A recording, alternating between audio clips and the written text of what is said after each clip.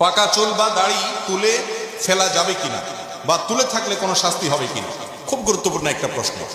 অনেক সময় দেখা যায় আমাদের মাথার চুল একটা দুইটা বা কয়েকটা পেকে যায়, অনেক লোক সেগুলোকে খুঁজে খুঁজে তুলে ফেলেন কারণ তিনি বুড়া হতে চান।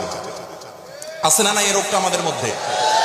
নবী করিম সাল্লাল্লাহু আলাইহি সাল্লামের এক হাদিসে পরিষ্কার ভাবে তিনি নিষেধ করেছেন, তোমাদের মাথায় কোনো চুল পাকলে সেগুলো তুলবে না। যদি তোমার সেই পাকা চুলগুলোর কারণে তোমার কাছে বিব্রত মনে হয়, ভালো না লাগে, তুমি সেখানে মেহেদি বা এরকম করে ন্যাচারাল কালার, যেটা ব্ল্যাক ছাড়া অন্য কালার, সেই কালার দিয়ে তুমি কালারফুল করো। এবং বিশেষ করে কোন চুলের ফাঁকে ফাঁকে আজকাল তো মেহেদি জাতীয় কালার করলে সেটা একদম স্টাইলও হয়। কিন্তু নবী করিম সাল্লাল্লাহু আলাইহি সাল্লাম পাকা চুল তুলতে নিষেধ করেছেন, পাকা চুল তোলার ব্যাপারে তিনি নিষেধাজ্ঞা আরোপ করেছেন। কেন নিষেধাজ্ঞা আরোপ করেছেন আমরা এতদিন বুঝি নাই।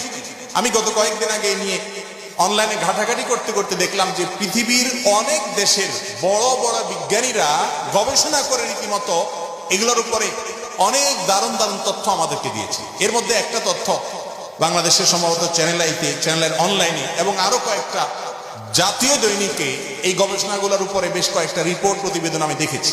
সেগুলোতে লেখা হয়েছে যে অনেক গবেষকরা বলেছেন যদি কারোর মাথার চুল পেকে যায় সেটা যদি তুলে ফেলা হয়, পাকা চুল তুললে ওই জায়গায় অনেক সময় ইনফেকশন হতে পারে, ক্যান্সার পর্যন্ত হতে পারে, আরো অনেক ব্যাধি পর্যন্ত হতে পারে।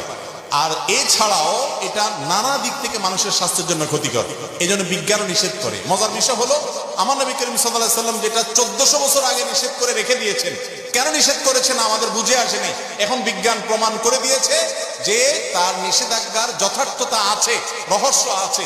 এখান থেকে বোঝা গেল কোরআন হাদিসে কোনো কিছু যদি আদেশ করে, কোনো কিছু যদি নিষেধ করে, আমাদের বুঝে আসুক আর না আসুক, সেটা মানার মধ্যেই কল্যাণ আর না মানার মধ্যে অকল্যাণ।